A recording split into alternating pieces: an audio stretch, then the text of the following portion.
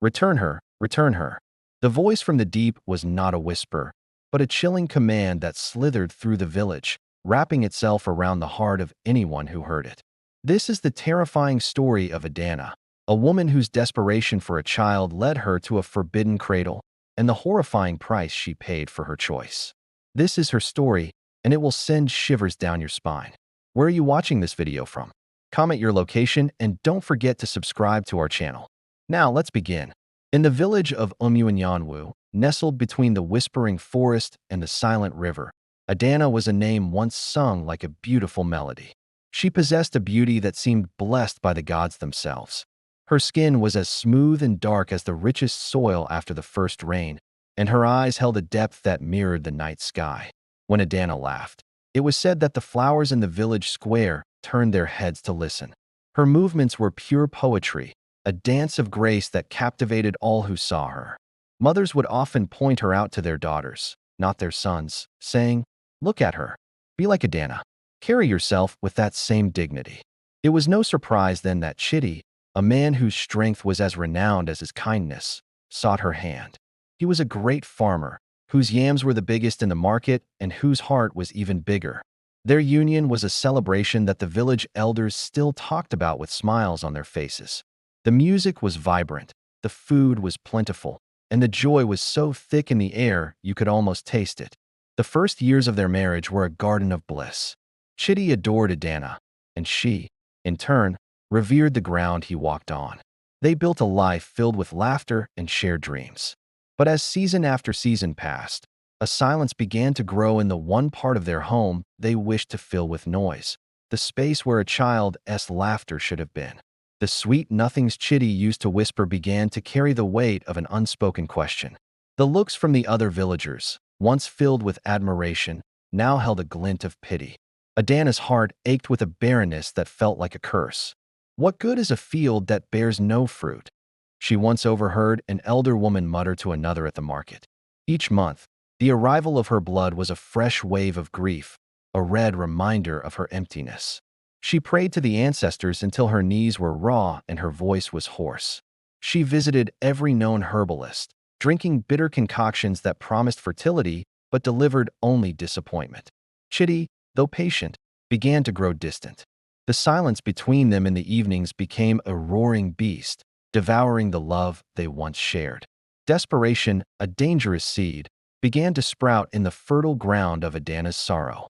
One moonless night, unable to bear the weight of her own thoughts, Adana walked towards the Oganachi River, a place mothers warned their children to avoid after dusk.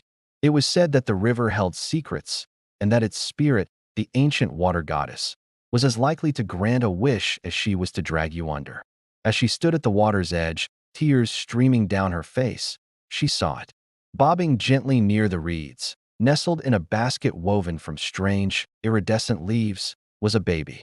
For a moment, Adana froze, her heart hammering against her ribs. The night was utterly silent.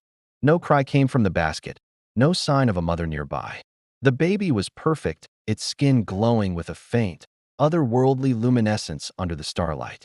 It looked up at her with eyes that were not brown or black, but the color of the deep river itself, ancient and knowing.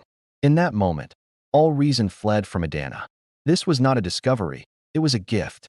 The gods, or perhaps the river itself, had finally answered her prayers. Forgetting every taboo and every warning she had ever heard, she reached down, her hands trembling, and lifted the basket from the water. She smuggled the baby back to her hut, her heart a whirlwind of terror and elation. She named her Neka, meaning Mother is Supreme. When Chidi saw the child, he was stunned. Adana spun a tale of a distant cousin, a poor widow who had died in childbirth and had begged Adana to raise her daughter. Though questions lingered in his eyes, Chidi's desire for a child was so great that he chose to believe the lie. The arrival of Neka transformed their home. Laughter finally echoed within their walls. Adana was complete. She poured all her love, all her pent-up maternal longing, into the child. Neka was a quiet baby, unnervingly so. She rarely cried, and her gaze was always fixed, as if watching things unseen. And she was growing at an unnatural rate. As Neka grew, strange things began to happen in the village. The river, once a source of life, became a place of fear. Fishermen reported their nets coming up empty, torn by something unseen. Children who played too close to the banks would come home with tales of a cold hand grabbing their ankles from the water. The rain stopped. The crops in Chitty's once bountiful farm began to wither and die, the soil turning dry and cracked despite his best efforts. The vibrant green of the village started to fade into a sickly brown. The stream of blessings that had flowed into Adana's life seemed to have reversed its course, now draining the life from everything around her. Adana ignored the signs. She was blinded by her love for Neka, but she could not ignore the changes in the child herself. Neka, now the size of a 5-year-old though it had been barely 2 years, had an unnerving love for the river. She would often be found at its edge, humming a strange, tuneless melody that seemed to make the water ripple. Her skin always felt cool and damp to the touch, and on the hottest days, she never seemed to sweat. One evening, Chitty came home, his face a mask of despair. His entire yam harvest had rotted in the ground overnight. "This is a curse, Adana," he said, his voice trembling with a mixture of anger and fear. "Ever since that child came into our home, the gods have turned their backs on us." Adana defended her daughter fiercely, but for the first time, a sliver of doubt pierced her heart. The breaking point came during a festival. Neka, drawn by the drums, began to dance. But her dance was not like that of the other children. It was a fluid, serpentine movement, beautiful but deeply unsettling. As she swayed, a small whirlwind of dust and dry leaves kicked up around her, and the sky, which had been clear, suddenly darkened with ominous clouds. The village elder, a wise old man with eyes that saw beyond the physical, watched her with dawning horror. He grabbed Adana's arm, his grip like iron. "Where did you get that child?" he demanded, his voice low and urgent. "Tell me the truth, woman. The fate of this village depends on it." Cornered and terrified, Adana confessed everything through choked sobs. The elder's face went pale. "You fool," he hissed. "You have brought a mommy-wattish child into our midst. A mermaid spawn. You did not find her. She was left for you as bait. Her mother wants her back, and until she is returned, her anger will parch our lands and empty our river." The elder's words hit Adana like a physical blow. The truth was a monstrous thing, and it explained everything. Neka's strange eyes, her love for the water, the curse that had fallen upon Umuanyanwu. That night, a voice echoed through the village, carried on a wind that smelled of river mud and decay. "Return her. Return what you have stolen." It was a woman's voice, but it was ancient and powerful, filled with an otherworldly rage. It was a voice that promised desolation. The villagers, now aware of the truth, gathered outside Adana's hut with torches and machetes. "Give us the demon child," they yelled. "Save us from this curse." Chitty stood between them and his wife, his face torn with conflict, but even he knew a choice had to be made. Inside, Adana held Neka close. The child looked up at her, not with fear, but with that same ancient, knowing gaze. It was as if she understood everything. Adana's heart was being torn in two.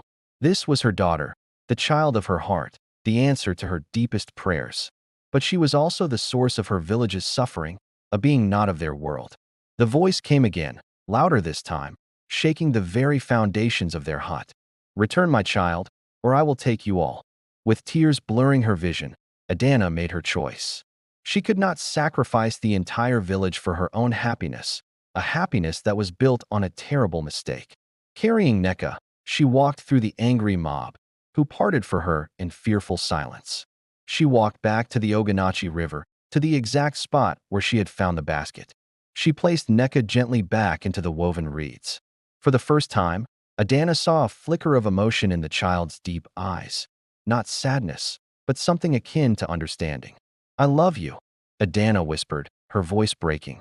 As she pushed the basket back into the current, a figure began to rise from the center of the river.